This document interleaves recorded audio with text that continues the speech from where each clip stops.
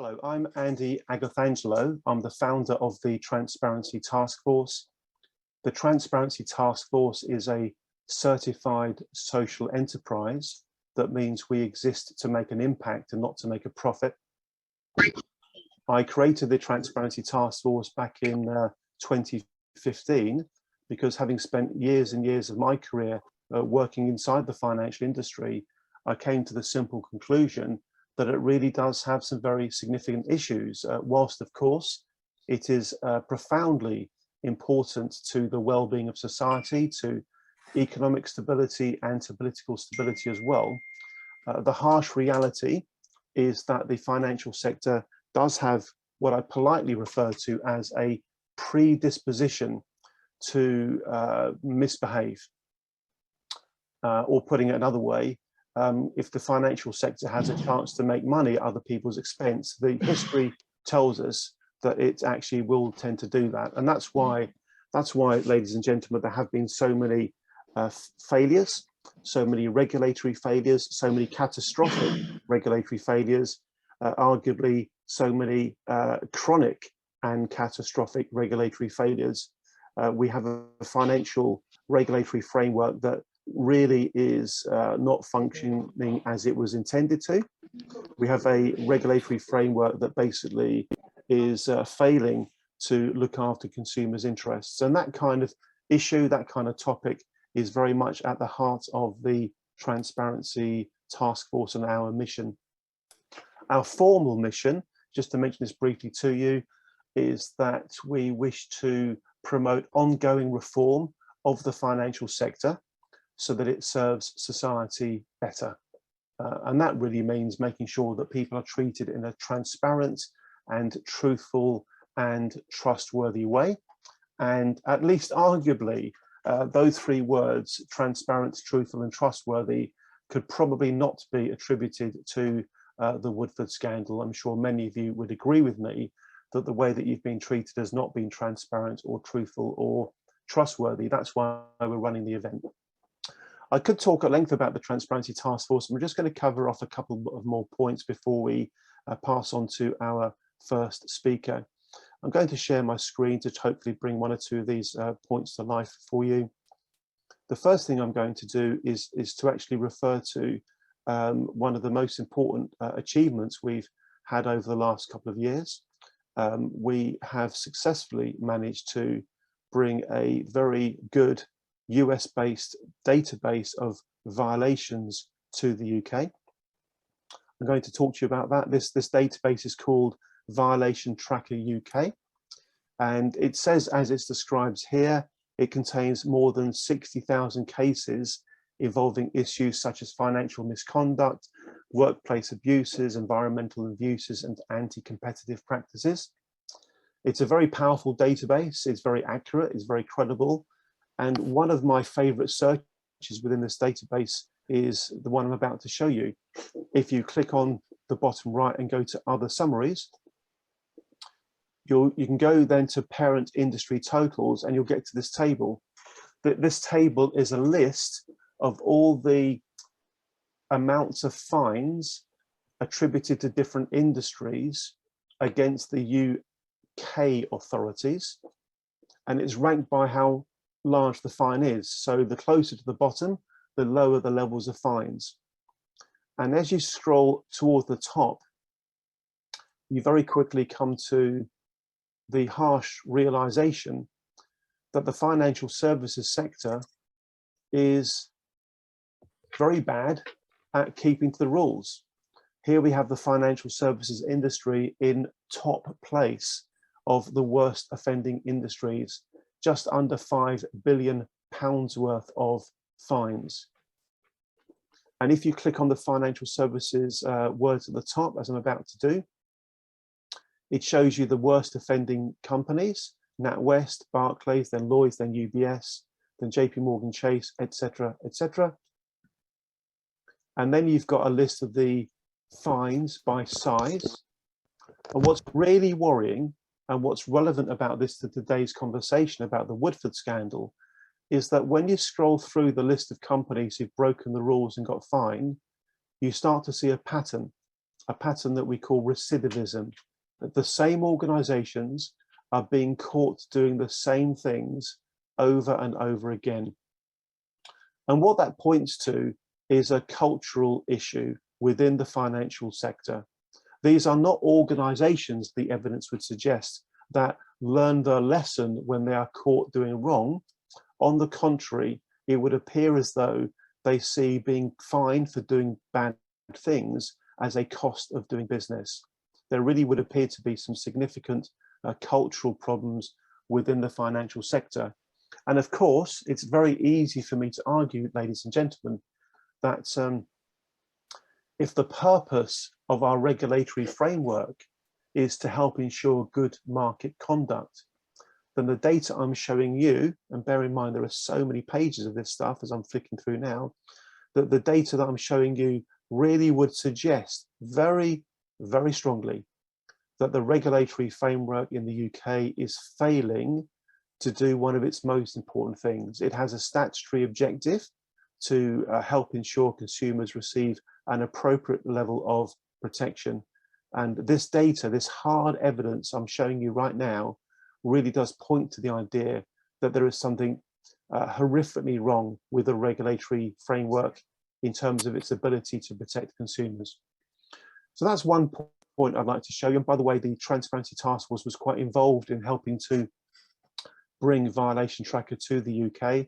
I'll put a link to that in the chat shortly. The second thing I'm going to show you is, I think, equally important. We have a parliamentary democracy, thank goodness for that. And we also have APPGs, all-party parliamentary groups. This is where parliamentarians choose to work together, cross-party, on important issues. And what you're looking at right now, ladies and gentlemen, is the all-party parliamentary group on personal banking and fairer financial services. This is an APPG, but my organisation, the Transparency Task Force, is very proud to be the secretariat for. We have lots of volunteers within our community. I must ask, by the way, that if any of you have got more than 1 hour a month that you can spare to volunteer for the cause of helping to fix the financial sector, then please do step forward. We are desperate for more volunteers to help the work that we do. We're desperate for more subscribers. I think we're doing a jolly good job in bringing together like-minded people to advocate for change within the financial industry. And there are all kinds of ways we could use your volunteering services, be that in the APPG or indeed anywhere else. There's a lot of ways you can help the cause if you were to wish to. Another reason for talking to you about the all-party parliamentary group on personal banking and fairer financial services is that last year the APPG commenced a very important exercise, an exercise that has never ever been done before. It began this exercise, an exercise all about the Financial Conduct Authority, call for evidence about the FCA. And I'll quickly show you the background to this development. Back in December 2020, the APPG put out a press release basically talking about whether the Financial Conduct Authority is fit for purpose. A press release that was picked up by Financial Times Advisor, as you can see. MPs call for inquiry into effectiveness of FCA. And it was also picked up by Money Marketing. Again, I'll show you that clip as well. The headline in Money Marketing, as you can see, says, MPs call for debate on making Financial Conduct Authority fit for purpose. So this question around the regulatory framework, the levels of infringements in the financial sector, whether the regulators are doing their job properly to protect consumers from harm, these are all exactly the kinds of issues that the Transparency Task Force is very, very, very focused on. In terms of today's event, as you know, there has been much talk about the Woodford Scandal. There's been many pages written about the Woodford Scandal as well. It really is a scandal that centres around a rock star fund manager's fall from grace, a scandal that has led to life-changing financial losses for many, many people. Most of you are here today because you have lost out as a result of the Woodford Scandal. And in some cases, we know that the losses have literally been life-changing in their severity and their seriousness. A scandal that frankly has shocked and rocked the investment world, and indeed the regulatory framework that is supposed to govern it.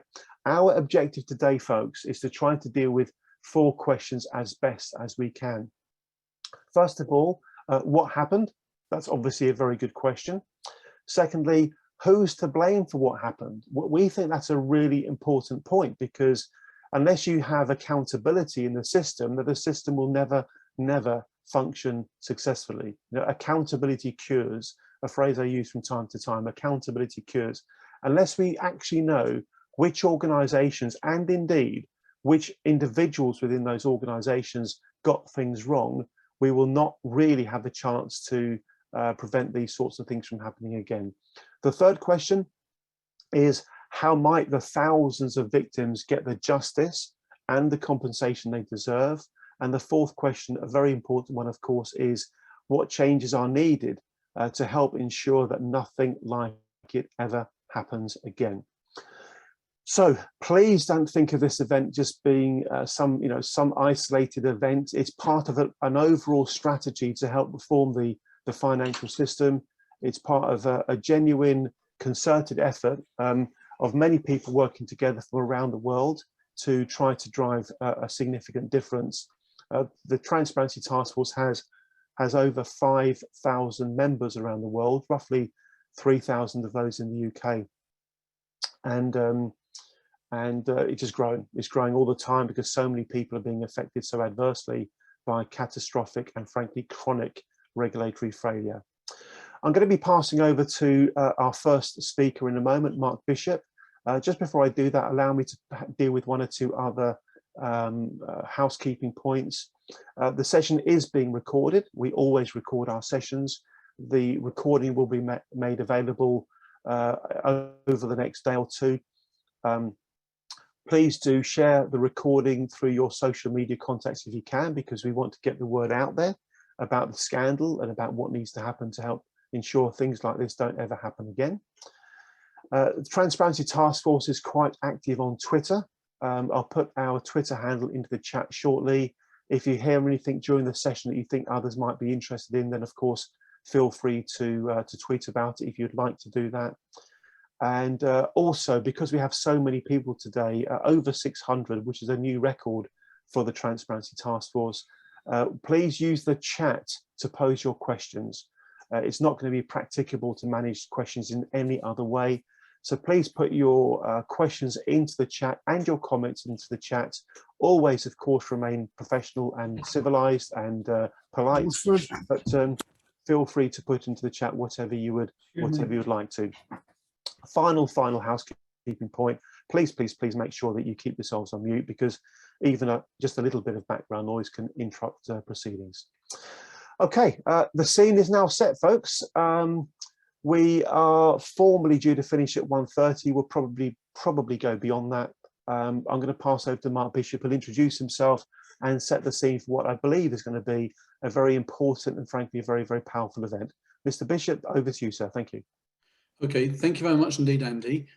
So just briefly to introduce myself, I work with Transparency Task Force on a voluntary basis in the area of strategy and public affairs. I also lead an action group involved in another collective investment scheme, namely the Connaught Income Fund Series 1.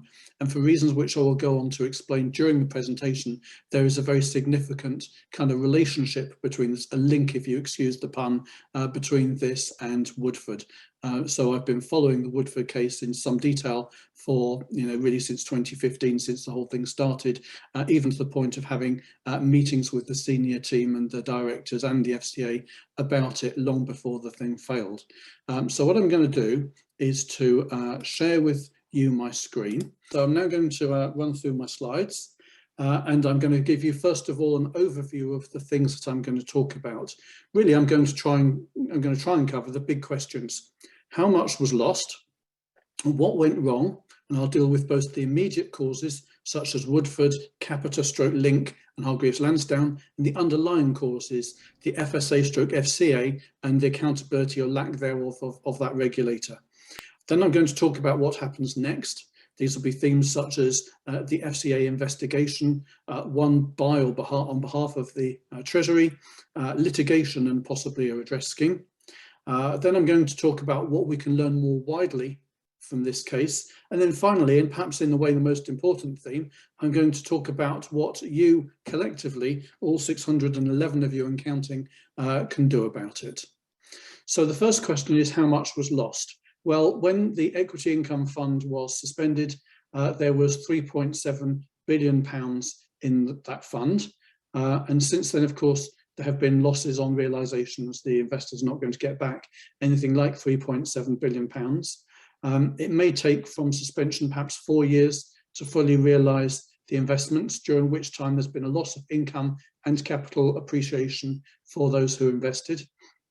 But of course, it's important to remember that those who are in the fund on suspension are not its only victims, not even close. There had been already a fall of almost 50% in value since the peak price of that fund.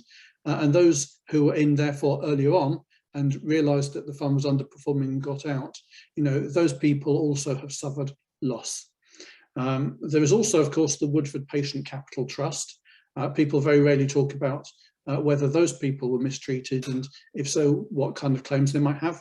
There was also the Woodford Income Focus Fund, although kind of perversely that one actually came close to being competently run. So it's arguable whether or not there are losses there.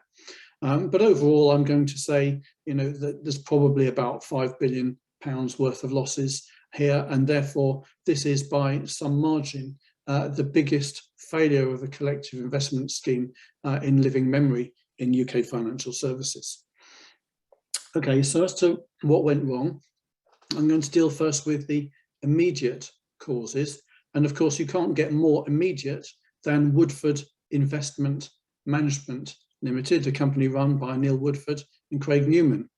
And the main problem with that product, although it's not the only one, was what's euphemistically called style drift.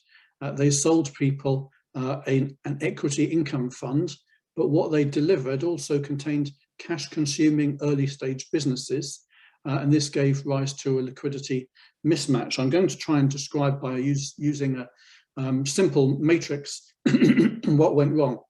There are many ways that you could kind of categorize the universe of shares in which a fund could invest, but I'm going to do it by two ways. The first, if you look at the horizontal axis, is what's called liquidity profile, which is just kind of a fund manager speak for how easily can you sell this thing if you have to. And unlisted stocks are very illiquid, and that's because very often there'll be a shareholder agreement that says you've got to offer it to all the other shareholders first. They've got to have an opportunity to decide. That often you're selling a minority shareholding, which if the other person can't sell it on, it's not really of any great value to them, it's not got any control attached to it. Then there are micro caps. Very often, but not always, very small listed companies have very little free float. There are not many transactions in its shares in any given period of time. So, whereas an unlisted holding, it might take a couple of years to sell, a micro cap one, it could take maybe a month or more to sell down an entire sizable holding. And then in the right-hand column, of course, there is what I've called larger. So these are the mid-cap and higher listed companies, the household names, and there is a lot of trading in those. So you can typically exit a position from one of those in a couple of days if you need to. And now we're going to look at the vertical axis, which I've called shareholder cash flows. So this is basically what happens to your money if you own a shareholding in this company. So there are three things that could happen. It could be negative. It could be that if you're a shareholder in this company, you understand that this business is an early stage business, it's not yet in profit, and therefore you're expected to subscribe for more shares from time to time. Or you could have a neutral business. This business is growing, but it's growing from its own cash flows. It doesn't need any further funding from the shareholders, but it's not paying any dividends. And then at the top, you've got positive. These companies are throwing off cash, large dividends being paid to their shareholders. Now, I've mapped onto that the type of investment products that really should be investing in these types of firms. So top right, you've got open-ended equity income fund. So basically the Woodford Equity Income Fund. It should be investing in companies that have positive cash flows. They should be producing dividends, and they should be large enough that you can exit a position reasonably quickly. And the reason for that is that if it's an open-ended fund and an investor wants to exit quite reasonably, then unless there is a new investor wanting to join, basically takes their position, then you have to be able to sell holdings of the fund in order to honour a liquidity request. In the middle, you can see micro-cap investment trusts. So this is an investment trust that buys growing companies. There is no possibility or likelihood that the shareholders will subscribe for new shares to fund further growth. But equally, it doesn't matter if these companies are illiquid, because it's an investment trust. If somebody wants to exit, they literally sell their shares in the investment trust on the London Stock Exchange. Somebody else buys them. They might not get a great price necessarily, but they will get the price that reflects the totality of investor sentiment.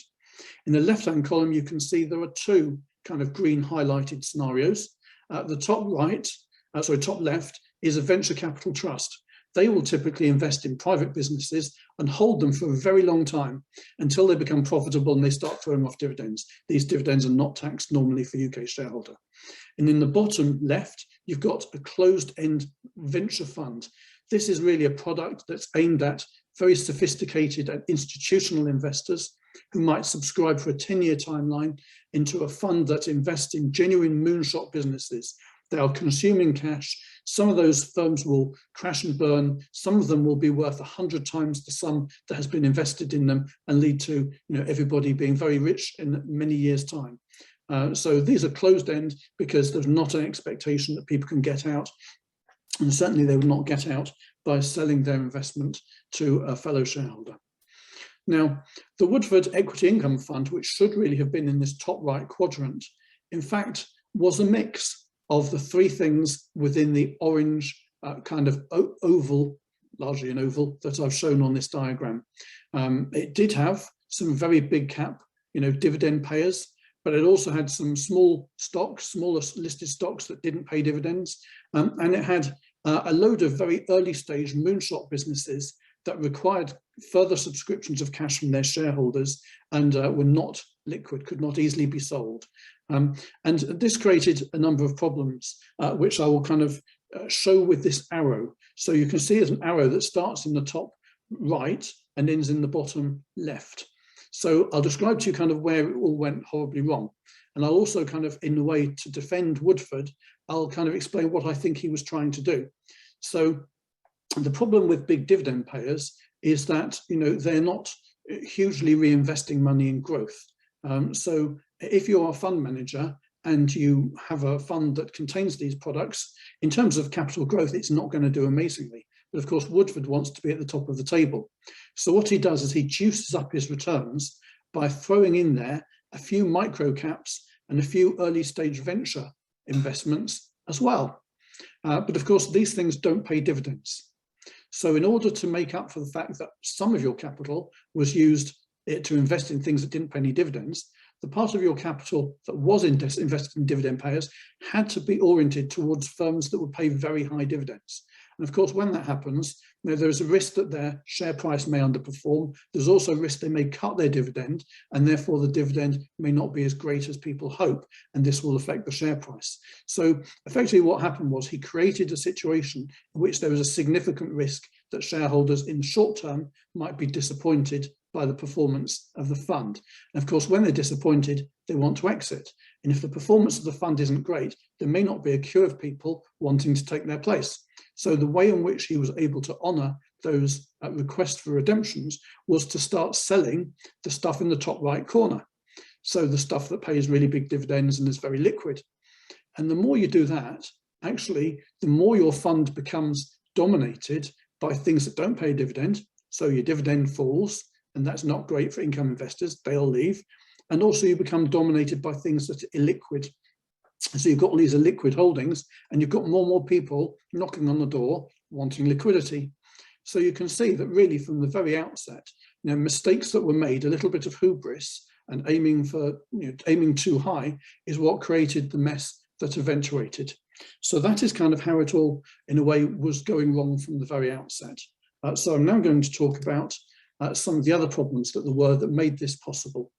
There was a lack of governance, and there weren't the constraints on Woodford that there ought to have been. You know, there is an argument that says that actually he was quite a good fund manager when he was at Invesco, perhaps so, but actually there was a whole ecosystem around him making sure that everything was as it should be. And who knows how many things he might have tried to do, but was prevented from doing by those checks and balances. There were, for example, you will not believe this, there were actually no non-executive directors at Woodford Investment Management registered with Companies House. There were some in the mind of the FCA, and I'll come to that a little bit later. And the compliance people, well, there was a constant churn of those people, and we might speculate about why they left so often and so soon. There were breaches of the liquidity and gearing limits. I've described to you effectively using that matrix how it was inevitable pretty much that they would get to a breach of the liquidity limit, but the breach of the gearing limit wasn't great either. You know, of course, you borrow X at the beginning of the process, and then the value of the funds falls, your denominator falls, and before you know where you are, without having borrowed any more money, you're in breach of the gearing limit as well. Also, I have to say this is going beyond the question of competence or a lack of it into the area of ethics and so on. But there were a number of connected party transactions. When Woodford left Invesco and he was trying to set up his own business, a friend of his by the name of Peter Dubens, D-U-B-E-N-S, helped him. He gave him the use of free offices in Mayfair, beautiful building, I've actually been in it, and various other forms of back office support. Now, you'd have to ask the question, by this point, Woodford is a multi-millionaire. Does he really need free office space? He could pay for it himself, but he accepted free office space. And sure enough, as soon as the fund launched, it became a reliable backer of ventures created by Peter Dubens. For example, Time Out, the attempt to turn, you know, a dated listings magazine into a digital product, consuming huge amounts of cash, and a series of kind of street markets, you know, open food markets in places like Lisbon. He also had a mate called Anton Bilton, who is, I think, the husband of somebody called Lisa B, who I'm told is some kind of popular musical act. And this kind of brought him some kind of connection with celebrity. And he invested in a number of Bilton's vehicles as well, including a network of warehouses in Russia and a house builder in Spain. And of course, these things were not also perhaps the things that you would typically find in a UK equity income fund.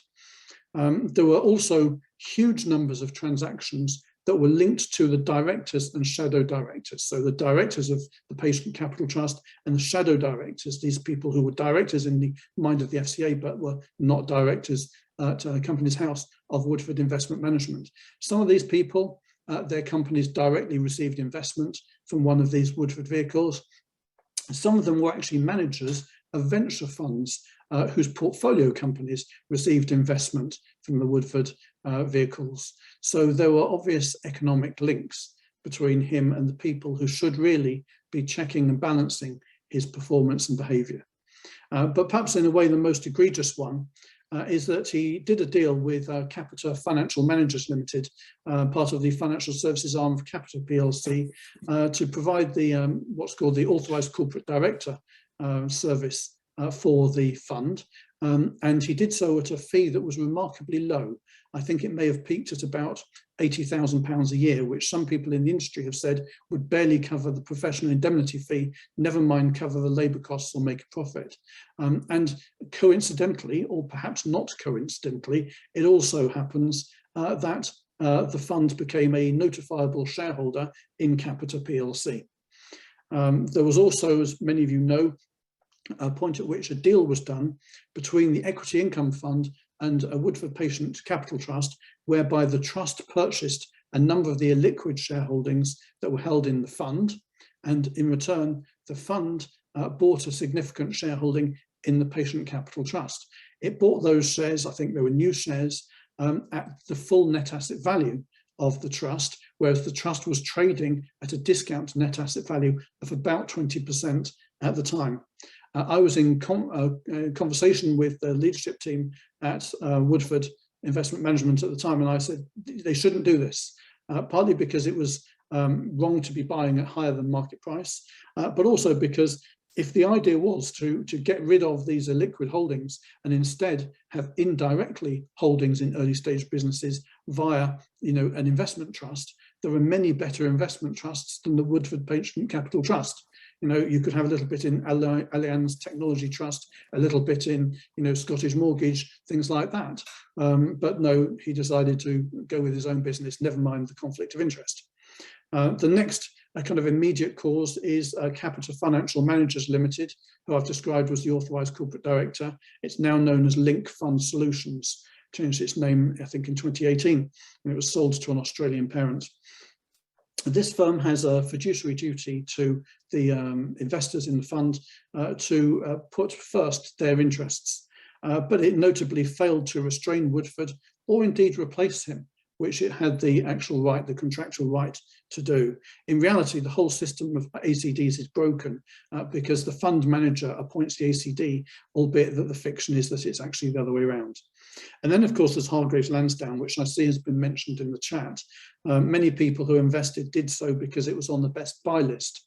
Now, there is a legal question about the status of that best buy list, and I'm not a lawyer, so I don't want to kind of opine on that, except to say that I think that, it may turn out to be a challenging case, but I hope that the victims are successful.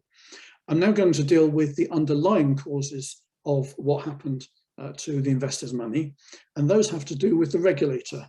Initially, it was the Financial Services Authority from March 2002, and then from April of 2012, it became the Financial Conduct Authority, but it's actually really the same limited company, mostly the same people in the same building. So there are many areas in which they can be called to account for the kind of clusterfuck, frankly, of Woodford. The first is that they knew that Neil Woodford was a wrong'un from what he did at Invesco. He was guilty of style drift, to put it euphemistically, there as well. Eventually they spotted it and they dealt with it in the sense that the shareholders, of course, and not the guilty parties, were fined for his conduct, but he wasn't fined and he certainly wasn't banned. So the guy was still, in the world's eyes, a hero fund manager, despite having departed very substantially from the type of investment that people had thought that they had bought into on his watch. When he left Invesco to set up on his own, the regulator helpfully accelerated the authorization of Woodford Investment Management by its own confession, did it faster than it normally would do in order to help him. Isn't that nice of them? It also authorized Craig Newman to be the managing director of this firm, despite the fact that Invesco, where he'd worked alongside Woodford, had actually terminated his employment for gross misconduct. Basically, he'd been stealing customer data. Absolutely remarkable that they felt he was a fit and proper person to be in charge of client monies after that. They also, as I've hinted at before, they authorised a number of people in their minds to be non-executive directors of Woodford Investment Management, clearly people who provide absolutely essential checks and balances. And they gave them the CF3 authorisation. You can find them on the FCA register even now, that says that they are non-executive directors of Woodford. What they didn't do is actually check on Companies House to see if those people had become directors of Woodford Investment Management. Funnily enough, none of them ever did. Could it be that those people either knew or suspected that the whole thing was going to go belly up, and they didn't want the legal risks and liabilities that come with being directors? Well, we can speculate here, but either way, it's pretty basic. Similarly, if you look at the list of directors on the Patient Capital Trust, those people were very obviously conflicted, and it seems remarkable that this was not seen as a cause for concern by the regulator. It failed to identify, prevent or penalise connected party transactions. Perhaps the biggest problem, as far as I'm concerned, is it failed to protect consumers from Capita Financial Managers Limited, which is now Link Fund Solutions. So if you were to look on the FCA's register for that firm, you will first find a disciplinary notice, final notice it's called, in respect of a firm called Arch Crew. And this was a collective investment scheme in which people lost, I think, around £100 million. The second one, which is a particular one close to my heart, is Connaught Investment Management Limited, where you can see that investors lost a little over £100 million. And despite both of those failures, the firm has never paid a fine, never had its permissions varied, never had any of its directors banned from performing roles in financial services. And actually, it gets worse than that. You know, the allegation made by a number of people within Woodford Investment Management is that they made a number of attempts to use other firms as the authorised corporate director, and these were effectively overruled by the FCA, which said, no, we want you to use Capita Financial Managers Limited. Now, we might speculate about why that is. I've got no evidence, but I would certainly like to know why, because there is no doubt that by the time that Woodford had left Invesco and was setting up WIM, Woodford Investment Management, the FCA knew 100% what was involved in the regulatory failures in both Archcrew and Connaught cases, not least because I was telling them in the Connaught case. And another strange coincidence, there are many of them in this case, is that a member of the FCA's complex events team that investigated the collapse of Connaught, a gentleman by the name of Chris Martin, later became the compliance manager at Woodford Investment Management Limited. What are the odds of that happening, eh?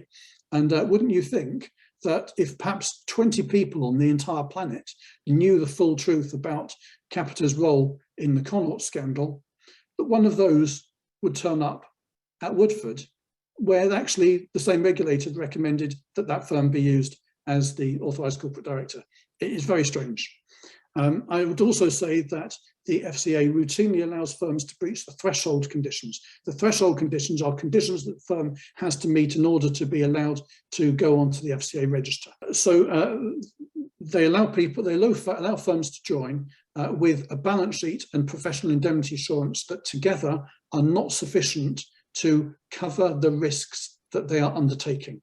So what happens is you get a situation like Woodford, where you've got maybe at the peak about £7 billion being held in one fund alone, and you've got a firm with on its balance sheet, you know, single-digit millions of pounds, and if you're lucky, perhaps £10 million worth of professional indemnity cover. So nowhere near sufficient to meet the liabilities involved. It is also, in my view, as a regulator, unaccountable and has many governance flaws. It is also, and you need to be aware of this, exempt from civil liability, excepting where there is an ability to prove bad faith or breach of human rights. And even where you can prove breach of human rights, you rub up pretty quickly against the Human Rights Act and the many flaws of that legislation. So really, I suppose the question is, what's going to happen next? At the moment, we are waiting for the FCA to publish its investigation into the authorised persons and firms that have been involved with this fund. Last summer, so in June of 2021, Nikhil Rathi, Chief Executive of the FCA, said that this exercise will conclude by the end of 2021. Inevitably, with the FCA, there is a process of maximalisation whereby the parties mentioned have the right to read what's been said about them and comment about it, make representations to have it watered down. That might take a year or two based on previous experience, but I'm sure the FCA will drag it out as long as they can. Very crucially, key witnesses have not been interviewed, and I include myself in this. So why do I include myself as a key witness? Well, what actually happened was when Woodford set up shop, I saw that he'd invested a large amount of money in Capita, and I also saw that Capita Financial Managers was the authorised corporate director. Knowing what I did about Archcrew and Connaught, I knew that that firm was unfit to be performing that function. And I saw that they had, to give Woodford his credit, a website that had total transparency about the shareholdings and blogged frequently, and you could put comments underneath the blogs. So I started putting things under blogs, saying things like, you shouldn't have Capita providing your authorised corporate director if you're also a shareholder, and you shouldn't have them anyway, given what happened with Archcrew and Connaught. And they kept deleting these comments. And then I saw them investing in really wacky things. For example, they invested in a fund, in a scheme or product led by an Italian fraudster that claimed that he could solve the problem of nuclear fusion. Now, for his product to work, everything that's been written about nuclear fusion since the 1950s would have to be wrong. So clearly the thing was a scam. And after a while, I started saying, look, you keep deleting my comments, but they keep being proven right. Why don't you invite me up there and let's talk about how we can fix the problem? And after a while they did that, and I went up there and actually met Craig Newman and one of the supposed non-executive directors, and I offered to help them fix it. I said, here's what you need to do. And they spent about a year stalling me and not doing anything, and eventually I kind of gave up. But I have extensive evidence of meetings, emails going both ways, presentations I wrote them describing the problems, all of this stuff, even comments from websites where I've done screen grabs going back to 2015. All of that exists. And when the thing was suspended, I emailed Mark Stewart, the FCA's enforcement director, saying, I've got all this evidence. I hope there's going to be an investigation. I've got all this. Let me know if you want me to be interviewed. And sure enough, they've never asked me. I've offered a couple of times since. No. So is this really an investigation, or is it just the FCA and these authorised firms agreeing a line to take? We shall see. There is a high probability that when this review by the regulator of the authorised firms is finished, there will be a review of the regulator's performance in this, ordered by Her Majesty's Treasury. But of course, the problem with that is under the legislation that exists, it's the FCA that gets to control that. They'll choose the reviewer, they will set the terms of reference, they will set the protocols, they will have maximalisation rights. So that thing will not necessarily be the full truth. And certainly there are cases such as, Connaught and the interest rate hedging product reviews, where you can look at the reviews and you can say what's written in there is true, but it's not the full truth. The other problem, of course, is that the FCA has every reason to want to delay the independent or external review into their own behaviour, and they know that it's unlikely to be commissioned until they publish their review of the firm's behaviour. So that's created a big incentive for them to drag out the publication of that exercise. Now I'm going to move on to litigation. I absolutely stress I'm not a lawyer, and we will soon be hearing from a lawyer from the eminent firm Lee Day. So I'm not going to kind of get involved in offering any kind of opinions about a matter that I am not qualified to do, but I'll just highlight some of the options that people say exist. The first is that there's litigation possible against Woodford Investment Management. Yes, I'm sure they did a bad job, but they've got no money to speak of, and there is a question mark about whether they owe a duty of care to the investors in the product. There could also be litigation against Hargreaves Lansdown. Of course, that only applies to some clients, the ones who saw the best buy advice. The case may be better or weaker depending on when they invested and what the firm knew or should have known about the fund at the time. And of course, they're only a contributory factor. They may have genuinely believed that this was a good fund. Difficult to say that towards the end. Difficult to say it at the beginning when there was no track record. Who knows? The case against Link, in my view, is very powerful. They had a fiduciary duty. They failed in it. The problems are they didn't have much money last year. The probability they've got even less money now because their Australian parent has just been bought by a private equity-backed Canadian firm in an all-debt deal. So there's going to be a lot of leverage and very little cash in that structure. I don't think they're going to have the ability to pay out any significant sum of money. In the capital days, they were allowed to self-insure, and who knows, that might have been allowed now as well. So there may not even be any insurance. I would also question whether there is a legal duty of care under the current financial regulations of that firm towards the investors, because the investors were not directly their customers. There could also be litigation against the FCA, but I've mentioned to you what the legal obstacle is. In the main, there is not civil liability, they are exempt from it. You may need to challenge that, perhaps in court, or there is also the possibility, if you cause sufficient reputational harm to the regulator, to put it bluntly, if you are noisy enough politically, you may get the Treasury to step in, as it did with the London Capital and Finance case, and pay out in its stead. And that might lead to the question about some kind of redress scheme. The problem is that the bill will be huge compared to the likes of a Connaught or London Capital and Finance. You might get to a situation where the Treasury refuses to do this, and in which case you might need to go to a judicial review or to litigation.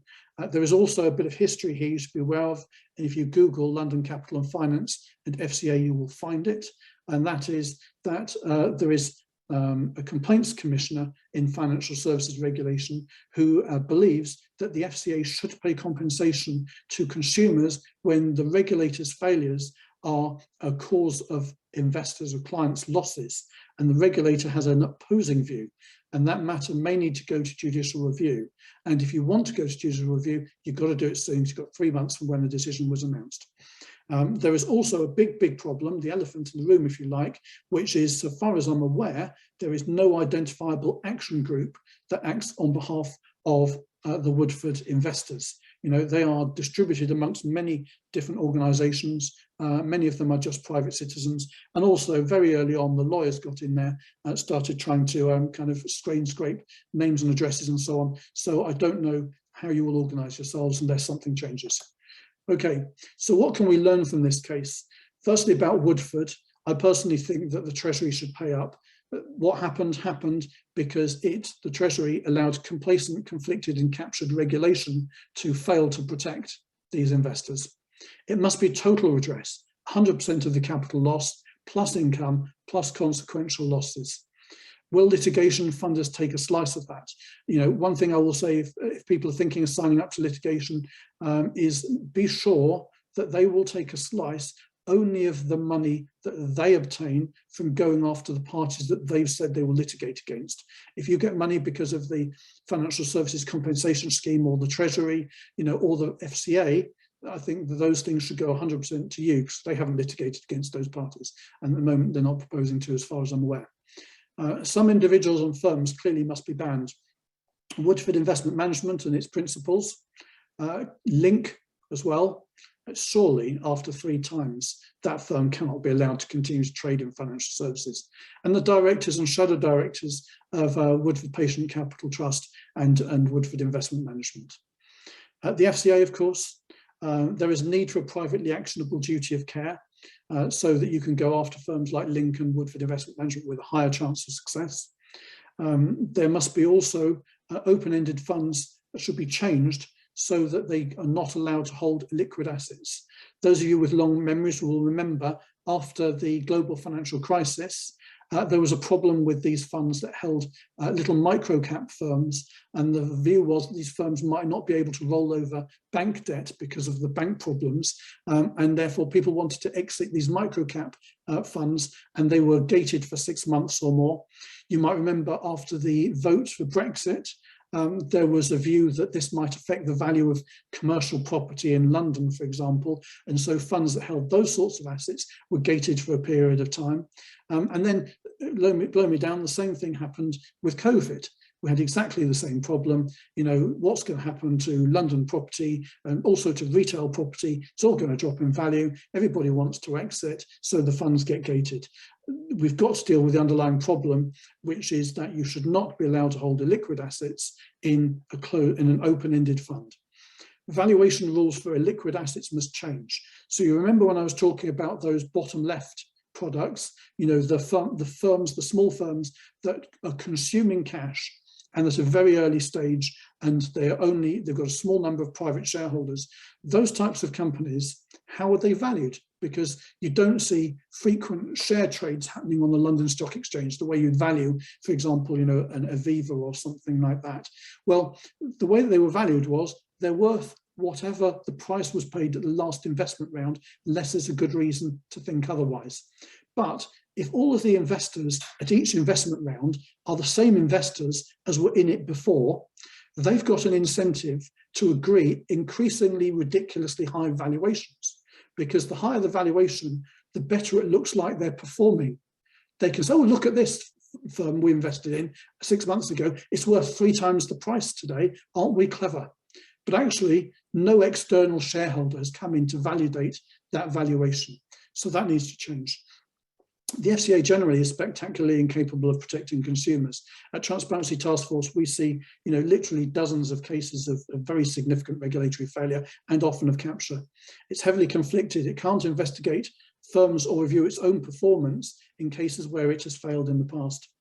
It's incapable of improvement because it can't admit past failings. Its governance must be made consumer-centric. Currently, it's kind of run by the Treasury and the City. Finally, it must be civilly liable to consumers over historic and new cases.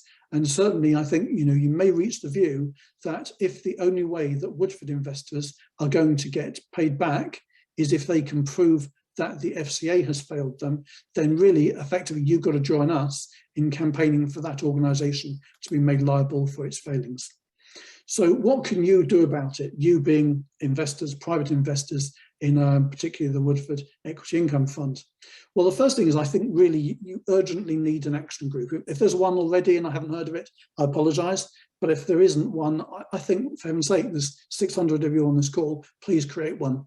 I think you need a mix of people who are early retired, who've got time to give, are very valuable. Try and find some of those.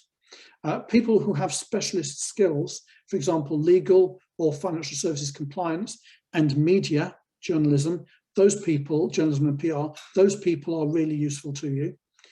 You've got a big investor base, huge number of people invested in this product, I think 300,000, so it should be achievable. And your job is very much to hold the FCA to account for the final notices against the firms. That's its verdicts on the firms. They mustn't be whitewashes.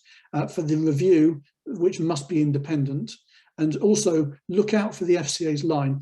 When it's dealing with both the firms and itself, it will try and say, these people were foolish, not bad, but you've actually got to try and prove they were bad, not foolish. Of course, works closely with Transparency Task Force.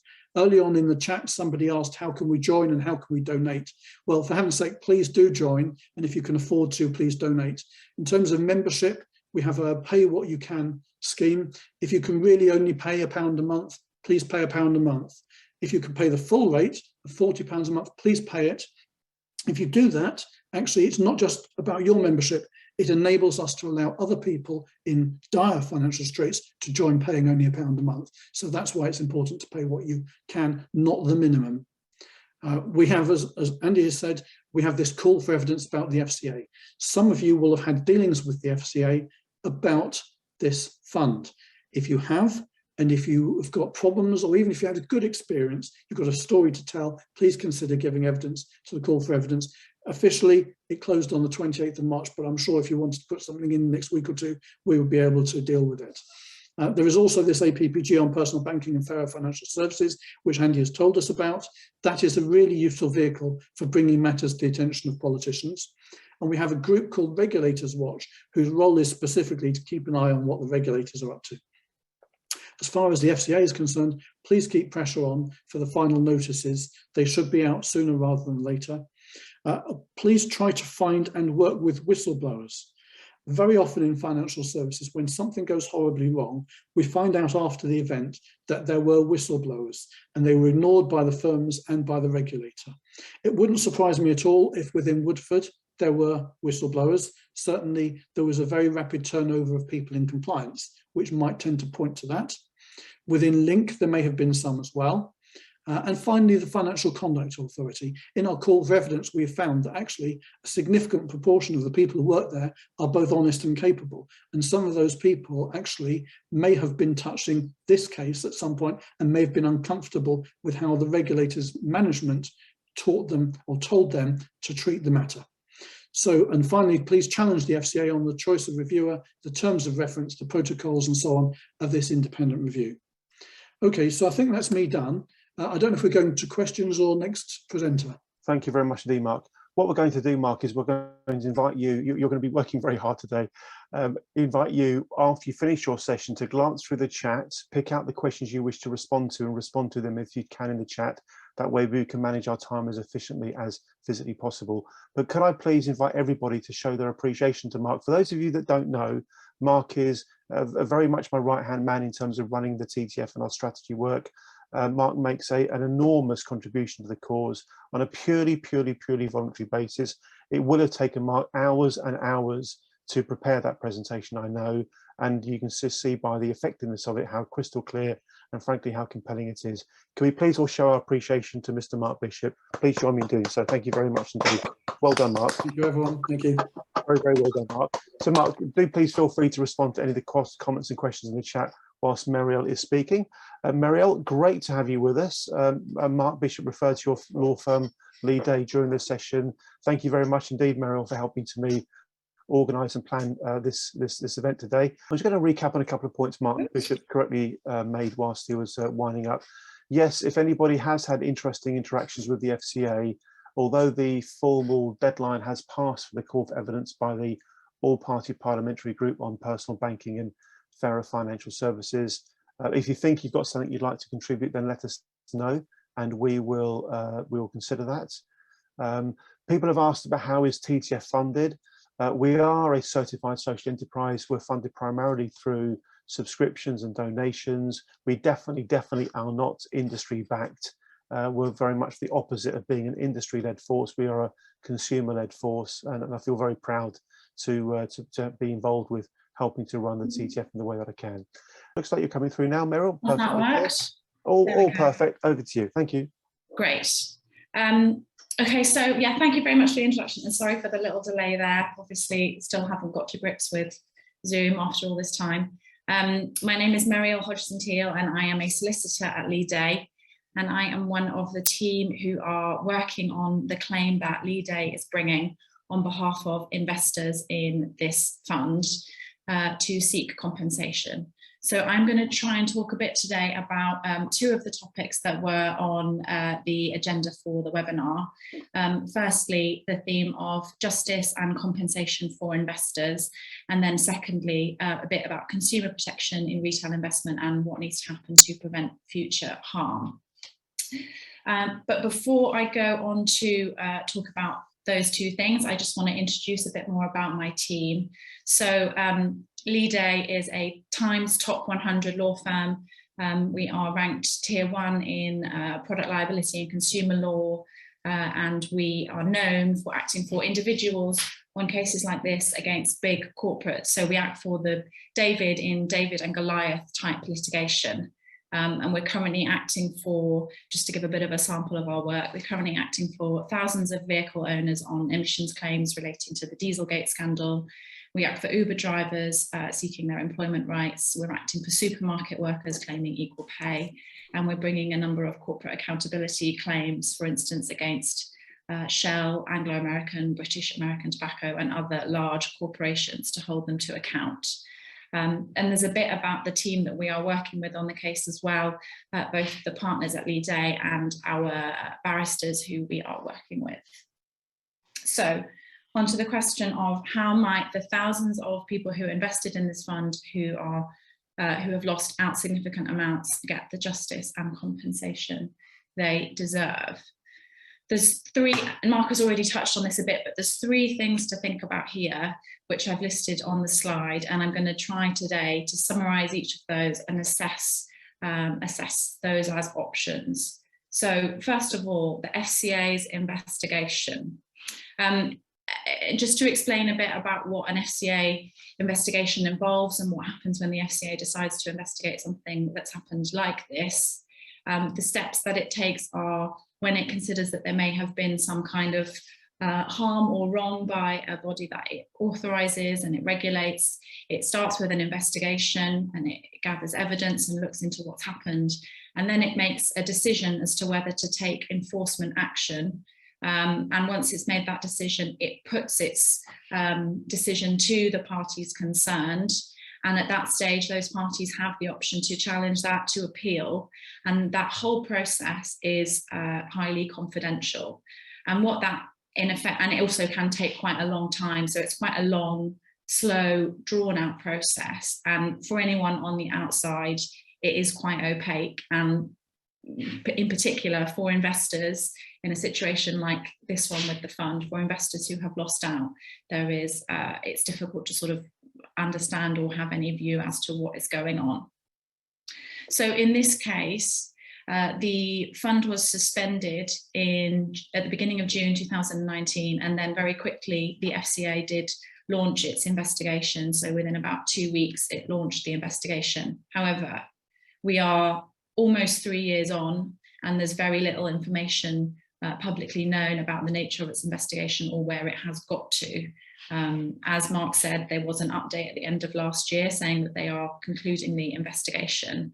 But we don't know at this stage whether the investigation is focused on Neil Woodford or Woodford Investment Management, as the asset manager, whether they're looking at Link Fund Solutions as the authorised corporate director and the body that was responsible for ensuring that this fund stayed within the rules, or whether they're looking at other entities such as Hargreaves Lansdown, which did play quite a prominent role in promoting the fund and had it on its best buy lists. So we're a bit in the dark beyond this general update from the FCA at the end of last year. And we don't know what enforcement outcomes might come from the investigation. It could result in disciplinary sanctions. It could result in a fine. It could result in a compensation scheme being set up to compensate investors. But we don't know whether that will happen, and if it were to happen, whether the scheme would be something which would adequately compensate investors for the losses that they have suffered. One thing that Mark did say is that he thinks that investors should be compensated 100% for their losses, and I think that is something really important to bear in mind when thinking about what an FCA compensation scheme might look like, and is it really realistic that they would be able to do that. So critics of the FCA have called out the pace of the investigation and the kind of lack of progress, and that is something that I think is difficult for investors to get to grips with, and it's not really very satisfying from the point of view of having a regulator that really does serve investors and serve consumers. The second option that I wanted to talk about is the Financial Ombudsman Service. This is a free service that doesn't involve lawyers to help you make your claim. It's you make a complaint to the Financial Ombudsman Service as a consumer against a business that has provided financial services. So in the case of this fund, we've done a bit of digging into this, and we understand there have been a large number of complaints to the Financial Ombudsman Service in connection with this fund. However, by large number, I mean in the sort of high hundreds at least. And as far as we are aware, only 3 decisions have been reached by the Financial Ombudsman. And all of those were complaints made against an independent financial advisor who had advised someone to go into the fund, rather than against Woodford or Link or Hargreaves or the parties that were managing the fund. And then of the 3 decisions that there have been, only 1 actually resulted in compensation. So this option is there. It's something for people to think about, but at this stage, there's not a lot to say in terms of that giving people justice and compensation. Which brings me to the Lead Group action, which is proceeding against Link Fund Solutions in the courts. There are a number of advantages to going down the litigation route, going through the courts. A couple of things that I wanted to highlight are, firstly, the opportunity to benefit from the assistance of solicitors, barristers, economists, and the costs where we have a group action, the costs of doing that are shared among all of the claimants. And a second advantage just to highlight is that through the court procedure, there are certain tools at our disposal which can be helpful in getting constructive or getting closer to compensation. And one in particular is the disclosure rules in litigation. We would hope to be able to get access to documents which help prove our case through the court disclosure procedure. So to explain a bit about the claim that Lead is bringing, we're bringing a claim on behalf of direct investors in the fund who had their money trapped when the fund was suspended. So who are essentially people who are still shareholders and haven't been able to sell their shares. The claim is against the fund's authorised corporate director, Link Fund Solutions, and that is because that was the entity which was responsible for ensuring that the fund stayed within the rules and was properly managed. And the claim is for losses resulting from breaches. We say there were breaches by Link of its responsibilities, in particular ensuring that the fund stayed within the FCA's rules. And there is a particular provision in statute which sets out very clearly the duty that Link had and the route to compensation for investors. So this says the contravention by an authorised person, and here Link is the authorised person we're talking about, of a rule made by the FCA, so that means the rules about how these funds are managed, is actionable at the suit of a private person who suffers loss as a result of that contravention. So essentially, if investors in the fund, if we can establish that link breached its obligations, and if that caused individuals loss, those individuals have a very clear route through the courts to get compensation. Now I'm going to talk, I don't propose to go over this in a lot of detail because the rules for these kind of funds are quite complicated. There is a lot there, but there are a few things in the rules that apply to these kind of funds which I wanted to go over, and that's where we think Link has fallen short on these. So we do think we have a strong case that Link has fallen short on some of its obligations in the performance of its duties. We're particularly concerned about the spread of risk within the fund. So just building on what Mark was saying about how the fund was composed and what was held within it, the fund was concentrated in risky, difficult to value, speculative and illiquid investments. And it's those kind of early stage companies that don't yet have a proven track record, that aren't generating, significant dividends, compared to other funds of this type, which are investing in a much higher proportion of sort of blue chip, well-established companies. That is a particular concern, and that's something that Link should have been addressing. Then the second concern, and this is related, is liquidity. And again, exactly as Mark was saying, the structure of this fund meant that investors should be able to get their money out. It had daily dealing, so you should on any day be able to go and say, I want to redeem my investment and take my money out.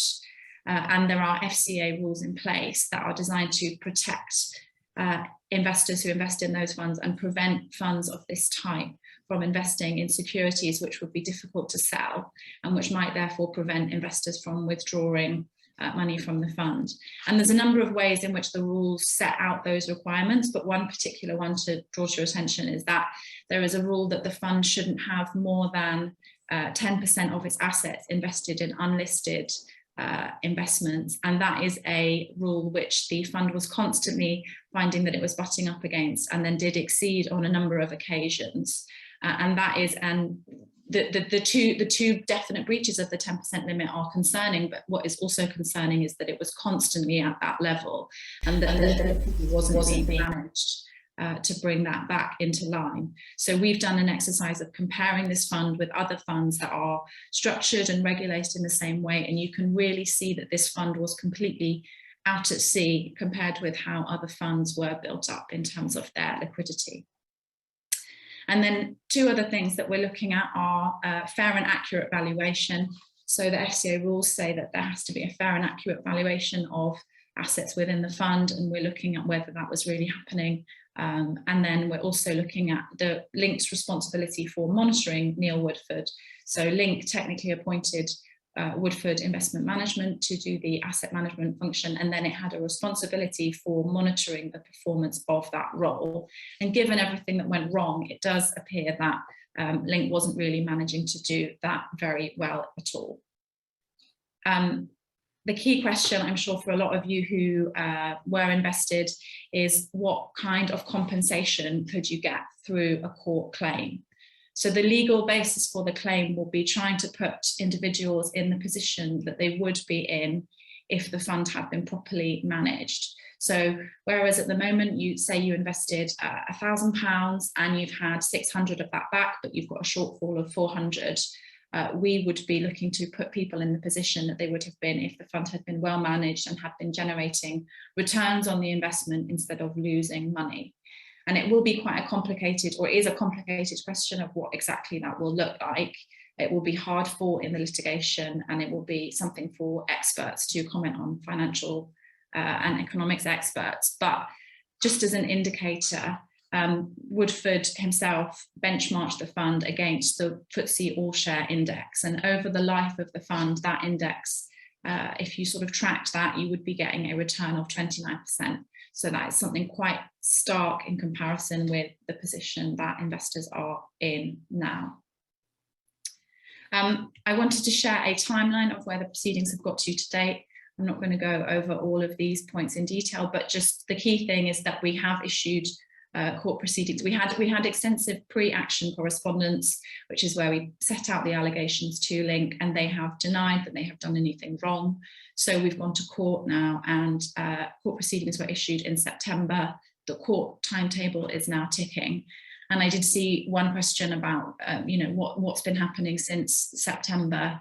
There is given the situation that we are in, which is that there are a number of different law firms looking at bringing claims against Link.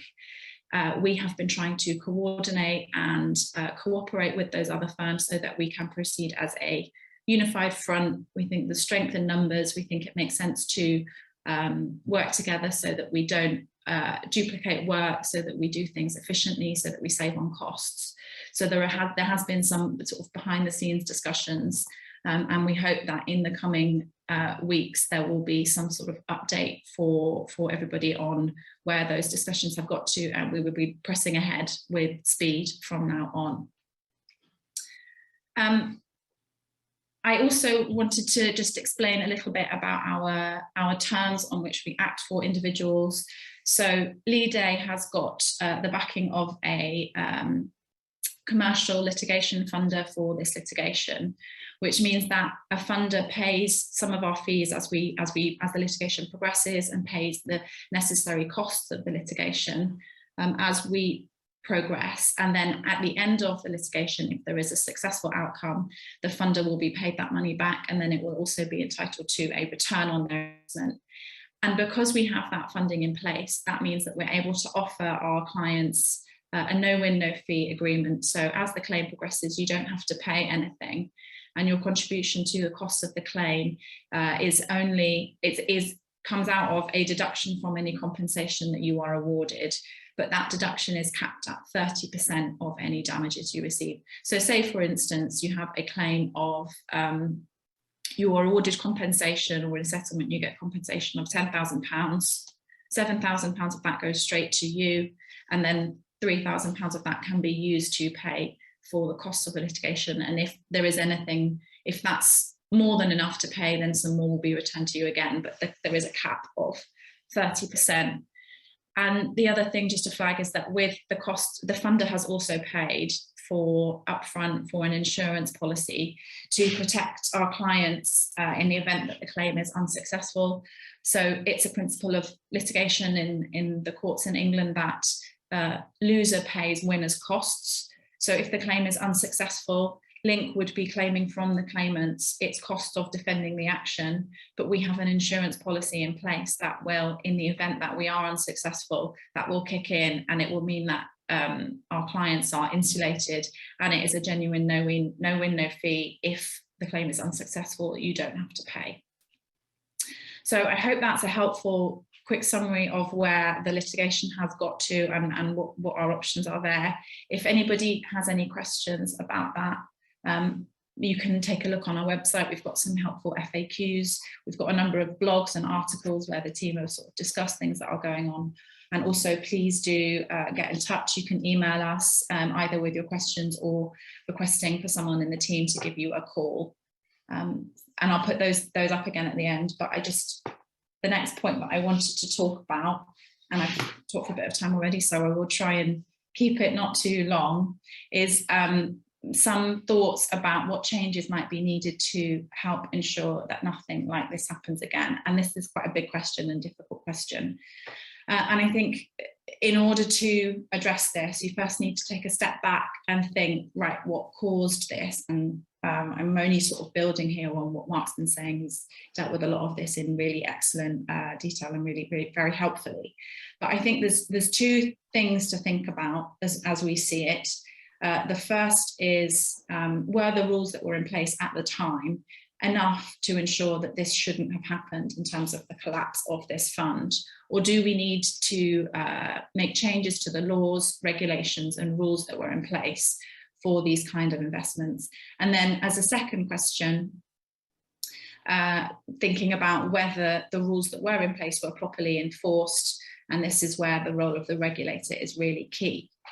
So in terms of what were the rules and whether they were enough, I've already mentioned in a bit of detail the rules that were in place for these kinds of funds for collective investments of this kind. So they need to have a prudent spread of risk, they need to have appropriate levels of liquidity. And having looked into this in quite a lot of detail, I think for this kind of fund, these rules should have been enough to prevent this from happening. Link was, in our view, clearly breaching these rules. And if it hadn't been breaching that, then this wouldn't have happened. And if the rules had been complied with, we wouldn't be here. So the rules on their own hopefully should be enough, if complied with, to prevent this from happening. However, that doesn't mean that there couldn't be some improvement in the rules, there couldn't be better guidance. And I think this needs to be a sort of evolving conversation and constant effort to improve our regulation. One thing that I wanted to note was, not that long after the fund suspension, in November 2019, the FCA did actually write to fund managers to highlight that effective liquidity management is a central responsibility of fund managers, and open-ended funds like this need to have assets available that can be liquidated sufficiently quickly to meet redemption requests. So the FCA was really highlighting to fund managers the responsibilities that were already in place and making sure that they were aware of those, conscious of those, and complying with those. In terms of, I think the bigger question and the more pertinent question for us is whether the rules were being properly enforced. And this is where it's really there's a lot that you could say in terms of what the FCA was doing and what more it could have done. As I've said, we do think that Link was clearly breaching the rules. And the FCA actually did have the fund under enhanced monitoring for over a year before the fund was suspended. And I think that is quite revealing in itself, in that this is an instance where the FCA really could and should have done more. It knew what was going on. It knew the players involved, as Mark said. They all had a track record, and there really could have been better protections put in place, and the FCA could have done more. And this is one of several scandals relating to investments which were open to retail investors, where the FCA has been criticised for being slow to act. And the examples that I was going to mention here are ones that Mark's mentioned. So London Capital and Finance, Connaught Income Fund. There is a common theme of products being inappropriately sold to consumers and the regulator not doing enough to protect those consumers. I should say here that the FCA is sort of learning from its mistakes to a degree. It acknowledges that it needs to do more. And at a recent talk I was at, Mark Stewart, the Director of Enforcement and Market Oversight for the FCA, was talking about how important it is for the FCA to be detecting problems, and also the importance of joining up within the FCA, the chain from authorisation through to enforcement. So making sure that firms are doing what they're authorised to do, that they're sticking within their authorisations, the authorisations are appropriate, and then following that through and making sure that there is appropriate enforcement where needed. So it's clear the FCA is trying. It is an under-resourced organisation with an incredibly wide remit, but it's probably still not doing enough. And we would just echo the general calls in the news and in the media and from organisations like Transparency Task Force for the FCA to really step up. And just one last point that I wanted to make on this is that it wouldn't be fair to make that comment about the FCA without acknowledging that they have proposals for a new what's called consumer duty. And I'm not going to go into this in detail because I know that there's lots of information out there about this duty, and also Transparency Task Force, I think, have had a separate webinar about that. So I'm sure they can share some more information if anyone is interested. But essentially, this duty is that a firm must act to deliver good outcomes for retail clients. Firms have to act in good faith towards retail clients and avoid causing foreseeable harm. And whilst it isn't proposed that this would give rise to a private cause of action, so it wouldn't be something that firms like Leaday can use to bring a claim, it would require firms to conduct regular reviews and think about how they are treating their customers. And if there is a foreseeable harm, it would encourage them to take appropriate action. So in a sense, it puts the onus onto firms to bring themselves into compliance, which I think it is positive. It would be good to see a shift in mindset and see consumers really put at the forefront of financial services providers. However, that is not going to be something that can be that can replace the sort of important role that the regulator needs to play in terms of enforcement. So as a sort of concluding remark, please let's see the FCA do more in this area. And that is the end of my talk. Thank you very much. And those are the details again, if anyone wants to take a look at our website or get in touch. And I'll just have a look at the questions, Andy, and then, as you've suggested, try and reply to some of those. If I don't get to anyone, I will try and follow up with Transparency Task Force, and we will email you. So apologies if I miss anyone, we will try and follow up. Meryl, thank you very, very much indeed. We really are having a wonderful content-rich session today with lots and lots of information that I know is highly relevant to the deep concerns that many of you hold. Yes, please, Meryl, please do respond to as many of the questions in the chat as you can. If anybody leaves the session and doesn't get the full answers that you need, please do follow up with an email and we'll do our best to deal with those. But the next thing we'd like to do, folks, is show our appreciation to Meryl for preparing and presenting her session today. It was excellent, Meryl. Thank you very much indeed, crystal clear, and you've set out in a very balanced way what your firm is doing and what else can also be done. Thank you, Meryl. We're going to go straight now to Mr. Owen Walker, who I've had the pleasure of knowing for years. A lovely chap, damn good book, highly relevant to this topic. Owen, over to you, sir. Thank you. Thank you very much, Andy. Very much appreciate your kind words. I know you've shared details of the book in the chat section, and also to Alan Pyatt as well. So very, very kind words, and your comment on the timeline is noted. I'll be talking to my editors about that for future editions.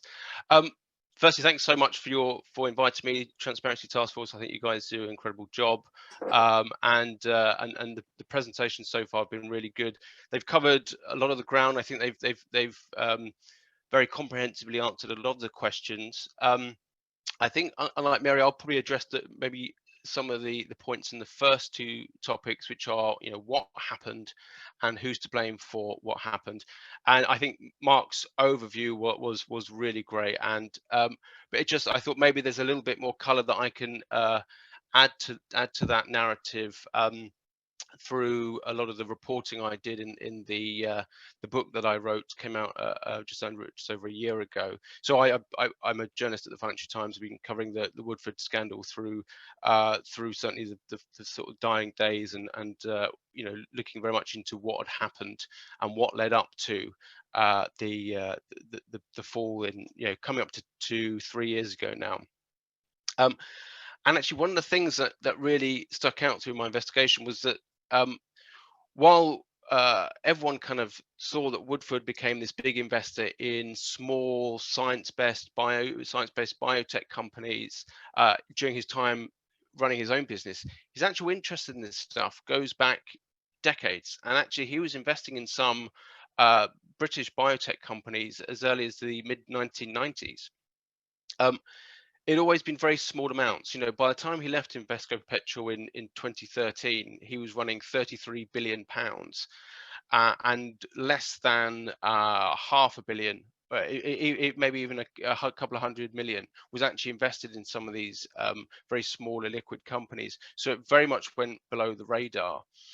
There was this one company which I discovered through my research, Zyleco, which was very not much more than a series of patents. It did very little, but Woodford invested £252 million into this business, which he was allowed to do it. But when the managers of Invesco Perpetual in the US, as they were owned by then, when they discovered the size of this investment, which completely dwarfed anything he had made so far, they decided enough was enough, that he really needed to stick to his knitting. He needed to stick to the blue chip FTSE 100 companies he had made his reputation on. And they introduced a committee to oversee all investments in unlisted companies. And Woodford in fact was not part of this committee. It went over his head. And for you know, the superstar rock star fund manager that he was, this was for him very much a final straw. He had been falling out with the managers, Invesco Perpetual, for a number of years, and this for him was something that he felt was going too far, and that actually started getting him thinking that he wanted to move out of this quite structured system where there were checks and balances, there were people keeping an eye on the investments he made, keeping a check on these things, doing due diligence. And actually he wanted less restraint, and he wanted to go off on his own, and he wanted to pursue this interest he had for these science-based companies, which led to him leaving Invesco Perpetual at the end of 2013 and setting his own business up in 2014. And right from that very beginning, the business was set up to allow him to do exactly what he wanted, without the strictures of compliance people, without people saying you can't invest in that. He purposely brought in people who would be yes men, who would be saying, they were principally men, who would be saying, yes, that's fine, you can make that investment, this is really interesting. People who kind of in awe of him, people who'd worked with him for years at Invesco Perpetual and saw him as this kind of investing god. And so that was very much the way the business was set up. And Mark was talking about the speed with which it gained regulatory license. The FCA should have known at that point full well who was involved in this business, who was around him providing checks and balances. And actually, when it launched, there were 4 individuals who launched it, 4 founders. Yet within the first year, 2 of those founders had gone. They had run, they had fallen out with Woodford and Craig Newman spectacularly that year. They were much more compliance focused. They'd spotted a lot of these early investments that Woodford was making in these small science-based companies, which again was kind of still going over the radar because of the amount of money that was coming in. And they were falling out and saying, you know, you shouldn't be doing this. There should be more due diligence going on. We shouldn't just be ticking a box to every investment that gets presented to us. And they were gone by the end of the year.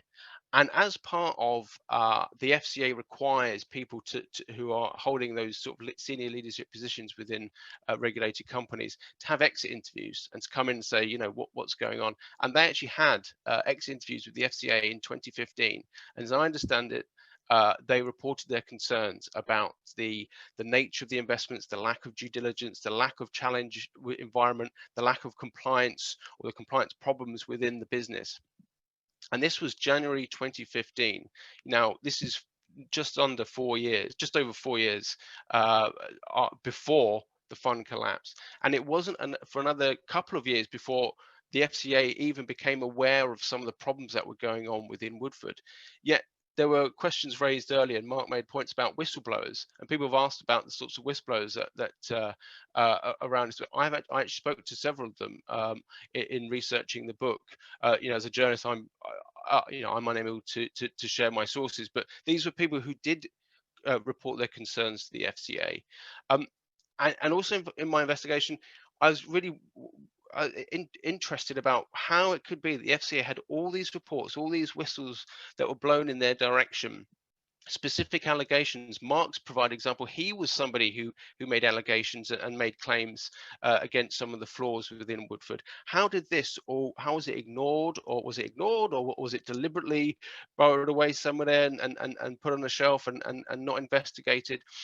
Now it turns out, and Andrew Bailey has since admitted this, there wasn't a formal procedure for dealing with whistleblower inquiries. And actually the various parts of the FCA, the part that investigates companies, the part that regulates companies, the part that provides licenses to companies, there is no formal collaboration between these groups.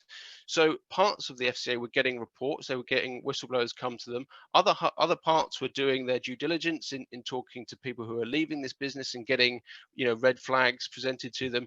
Other parts were dealing with the day-to-day work of Woodford Investment Management, and none of them were actually communicating, collaborating. There was no formal process where this information would be shared.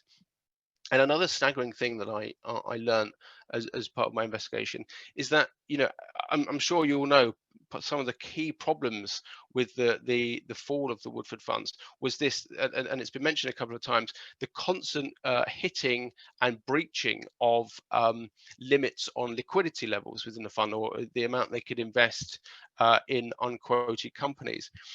Now, the FCA has no formal register, no database of times when this happens. So Woodford was continuing to do it. He was doing it month after month throughout 2017, 2018, and certainly all the way up to the way to when his funds were suspended. Yet no one in the FCA was monitoring this and keeping a check on this. And they weren't even doing this not just for Woodford funds, but other funds in general. And we've heard about some of the other examples around the property funds that were suspended post Brexit vote and also post COVID. There's nobody within the FCA keeping a track on this and seeing if there's a systemic problem within the industry, if there are certain funds this is happening to more. It's done very much on a case by case basis. You know, again, it really shows the flaws within the FCA that are allowing these problems within companies that they regulate to kind of go to carry on and very little oversight of. Mark had mentioned the decisions bringing together Capita as was then and now has become Link and Woodford, and it's just a staggering situation. And again, I spoke to a lot of people who were sort of present when those conversations were going on. Now, when Woodford set the business up, he had in fact, Craig Newman, his business partner, had nominated another authorized corporate director, but because Woodford himself had just been put through the ringer at the FC over the fund failures at Invesco Perpetual, and at the very same time as we've been hearing about Link or Capita, as was then, had been investigated over Connaught, over Arch Crew funds. You know, the regulator mistakenly, and it turned out to be a horrific mistake, thought that these two entities should be pushed together because they'd both been through this whole problem, investigations, and that they'll both be really primed to not wanting to breach rules again. And if anything, they would be pushing each other up and keeping each other within the rules. What happened was the reverse of that. Woodford wanted more flexibility. He was much more willing to push the rules and push the boundaries. And Link's main problem, as I've had it described to me, people who know the authorized corporate director industry much more than I do, they're a box ticking organization who basically did what they were told to do by this highly powerful fund manager who paid their fees every month, even though, as Mark said, were actually quite low fees. They didn't have the resources to really challenge. They didn't really have the inclination to. For them, this was kind of money for old rope. They had the forms coming in each month. They provided the administrative support. They provided some of the communication details to investors. They provided what they were required to do to the FCA and nothing more. They didn't challenge the investments that Woodford was making, even though he was regularly breaching and going above these regulatory limits. So what you're seeing at Link is really, if you know anything about that authorized fund management world, it was the completely wrong entity with the way they run themselves and the way their approach to businesses and their resources to partner with Woodford, who had this very kind of swashbuckling approach to staying within the rules and regulations. You know, he really wanted to push those boundaries and to experiment, to see what he could do, and that was very much seen in some of the other things that he did later on when that liquidity issue really started to bite. Now, one of the other areas that I think is a big topic for today, and I wanted to talk about, was the issue of transparency. You know, you are the Transparency Task Force, and I think Mark mentioned it earlier. Woodford gained a lot of praise when he launched, because when the business launched, Woodford Investment Management, they made a big deal about how transparent they were going to be. It was the whole portfolio would be available, not just the top 10 holdings, which is what they were required to do, everything that the fund was invested in. So what they invested in, all these small companies, these illiquid companies, it was always there. Every month they put out a new list of their holdings, and it was there for people to see and to scrutinize. And that's what they would always come back to when they were criticized. We've always put this information out there. It's up to the investors to have a look at this and make sure they're comfortable with this. So that was their excuse for kind of, as Mark said, swaying away in their investment approach. Now, that transparency really did come to an end once the problems started to hit. Now, in the run up to their to the fund's implosion in 3 years ago, they started reducing how much information they provided in the portfolio.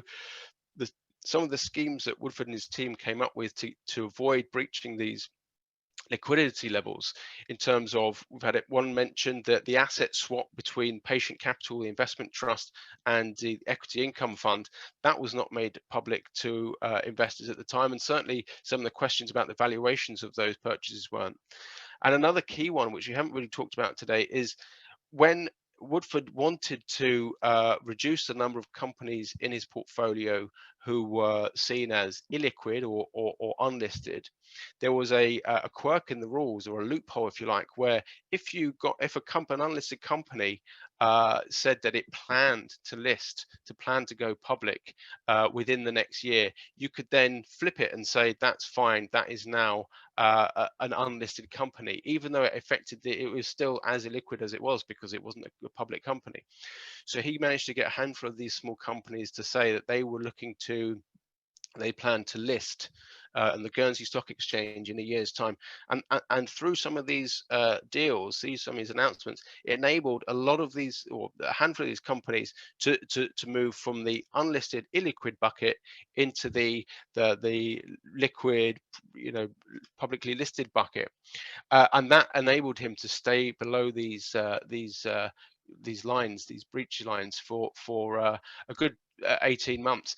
And even though this was going on, this wasn't publicly disclosed to yourselves, to the investors, but also at this point, the regulator, the FCA, was fully aware of what was going on within Woodford's fund in terms of the stress levels it was coming up and the liquidity problems it faced. But Link didn't share any of that information with the FCA about what was going on with these companies, these deals that had been struck to get them to list in Guernsey. And that became a real pinch point later on in discussions. You had fallings out between the Guernsey regulator, the FCA, about who knew what when. And I'm sure this is something that Lee Day are looking at in terms of Link's roles, how much information should have been shared about some of these very interesting and complex deals, which were solely designed so that the fund would stay below its level.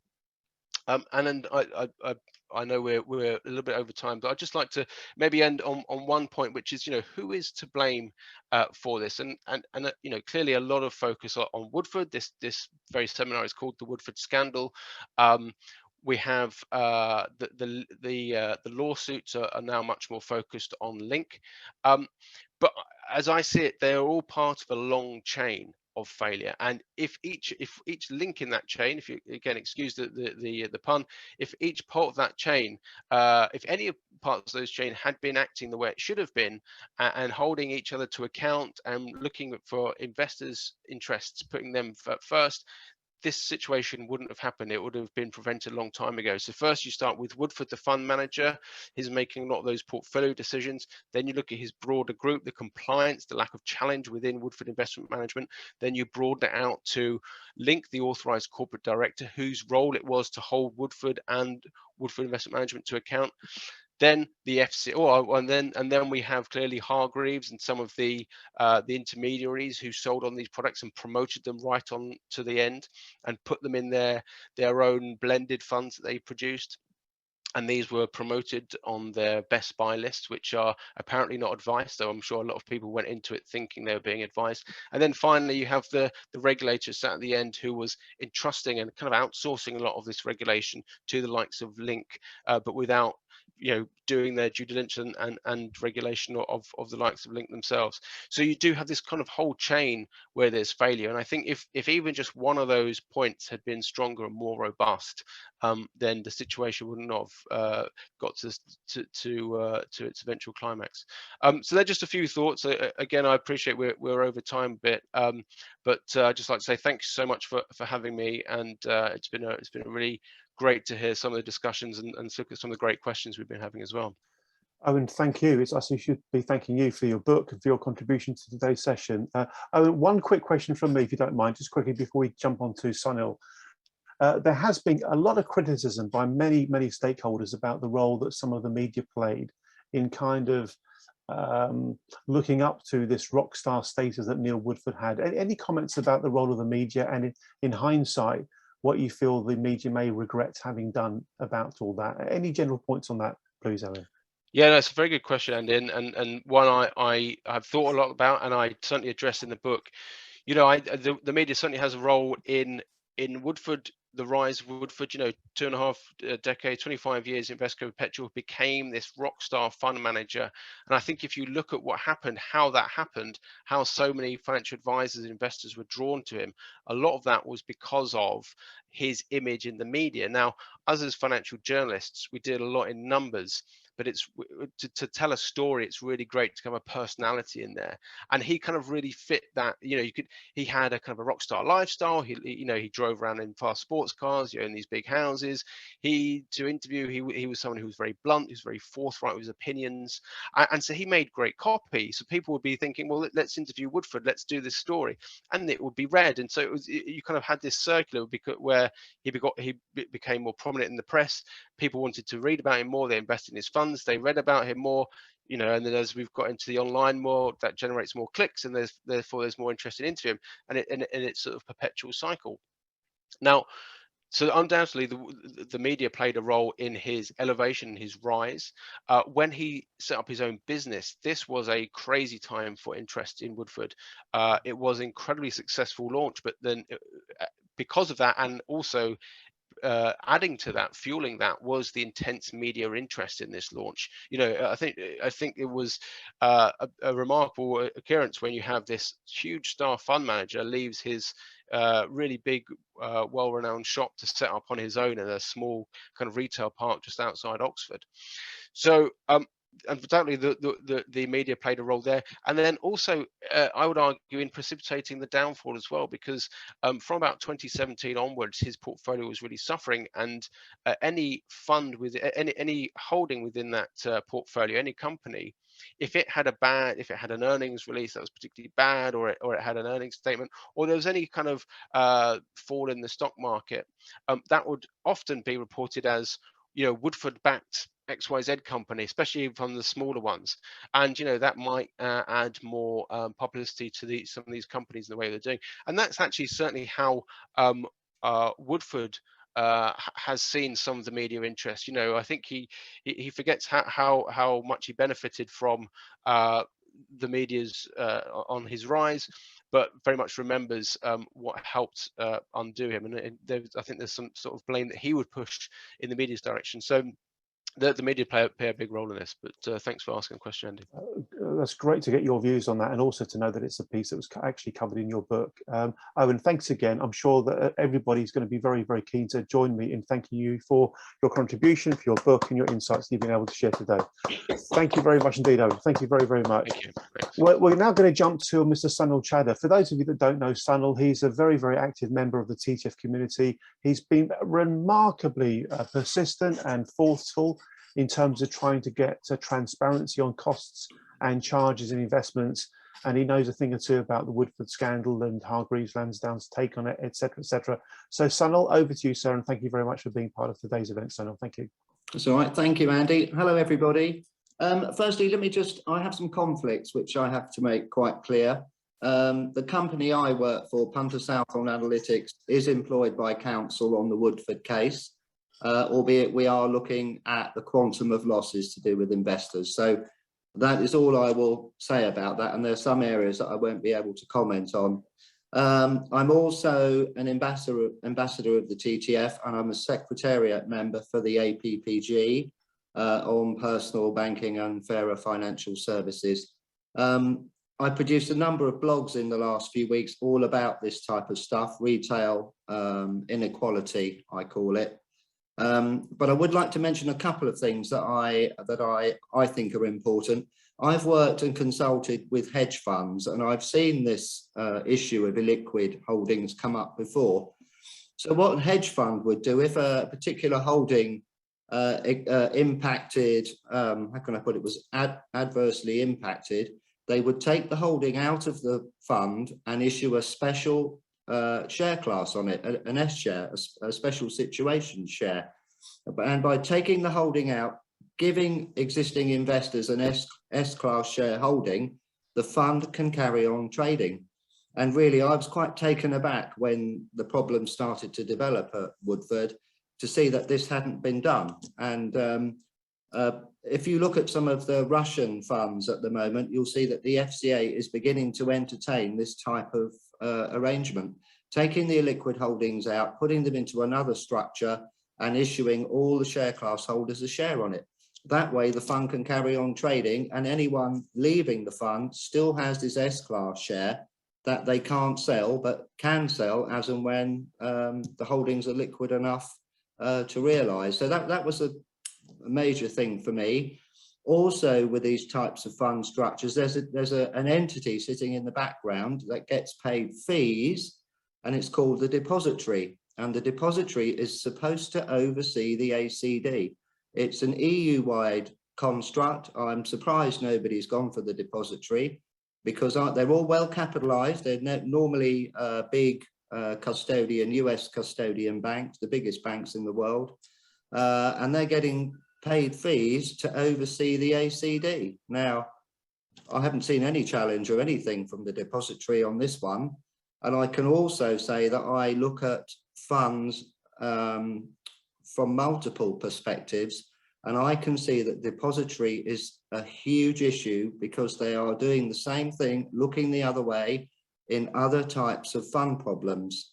So really the depository is sitting there, they're being paid to do something and they aren't doing it. So that's what I would say. I'd like to add another couple of points on governance and fund governance, because in my opinion, this is going to happen again. We have this authorised corporate director model in the London market and across the EU.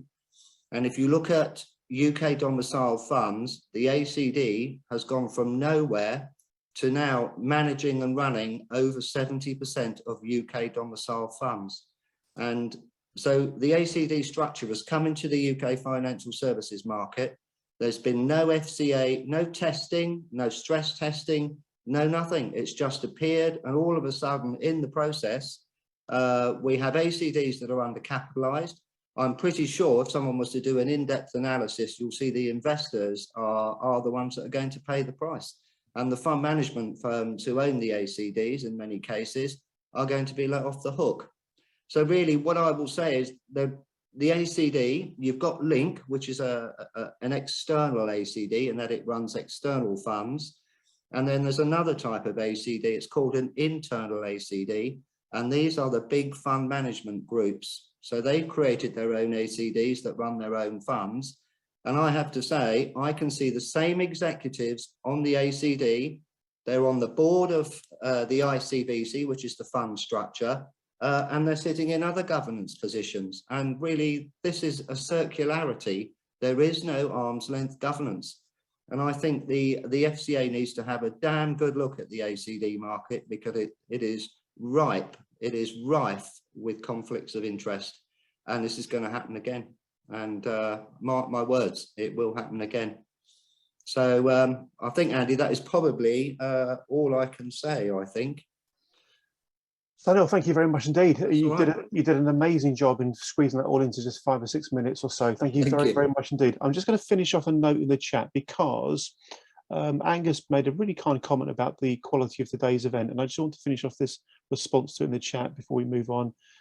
Shall share by today's speakers has been excellent. Here he says, mumbling to himself, by today's speakers has been excellent. Okay, I'm sure you'll all agree with that. I really do want to kind of pick up on that final point I've just put into the chat. The Transparency Task Force is built on the idea that we can achieve more together. It's a very simple idea. There have been so many people who have been victims of chronic and sometimes catastrophic regulatory failure. You might have seen in the chat earlier today, I put a note linking to the slides we used at an event we ran in January. The event was all about the Transparency Task Force's plans and priorities for 2022. And I'll briefly explain that over the last 6 years or so, our attitude towards the regulatory framework has really changed. In all honesty, quite naively looking back, when I created the TTF in 2015, I really thought that the regulators were a big part of the solutions to the problems that I could see in the financial industry. But then day by day, week by week, month by month, my attitude has changed, and my attitude has changed for good reason. I've seen so much hard evidence about catastrophic and chronic regulatory failure that I really do believe, unfortunately, that the financial regulators need some kind of a significant strategic overhaul. They are conflicted, they're captured, they're pulled in different directions. Are they about protecting the interest of the city, or are they about protecting the interest of the consumer? I believe you can do one or the other brilliantly, but trying to do both just creates this inherent conflict, and it expresses itself in so many ways. Why is it that the FCA has been so quiet on the Woodford investigation? You know, why is it being so quiet? Why is it taking so long? All I do know is it's pretty damn obvious that if individually we are quite weak and insignificant, the best strategy is to find ways of joining up, linking up, excuse the pun, and making ourselves more powerful. You know, we can be like ants. You know, ants individually are insignificant. Collectively, they can cause a lot of damage when they want to. And the only damage we want to cause is the damage that's necessary to create reform, meaningful, purposeful, progressive, significant reform at the financial regulators. Otherwise, you know, my kids in years to come are going to be at the risk of financial failure. Regulatory failure. So will yours, so will your grandkids. We have to bite the bullet, make the painful decisions now, make the change happen that needs to change, not back down from that, because if we don't, the pattern of recidivist behavior by the industry will just be perpetuated, and frankly the pattern of weak and flawed regulation will just continue as well. So let's stick together. That's our basic message. Individually we're weak, collectively we could be quite potent. Let's find ways of working together and trying to make a difference. I am extremely grateful to the wonderful insights and experience that's been shared today by our speakers, by Mark, by Muriel, by Owen, and by Sunil. Thank you all very much indeed, not just from me, but I'm sure from all of the other attendees today. Can we please once again collectively show our appreciation to all of the speakers today? And can I also take a brief moment to thank my team. Until today, the most we've ever had at one of our events was about 140 or so. So well done to Cara and Tina and Chelsea and Jess and all the other members of my team who somehow managed to help us to cope today. It's been a great event, and I'm pretty sure we'll run another one in about 3, 4, 5, 6 months' time if you guys and girls wanted to do so. We'll wrap it up there. Thank you very much. Over and out. Cheers, guys. Bye-bye. Bye-bye. Thank you. Thank you very much indeed.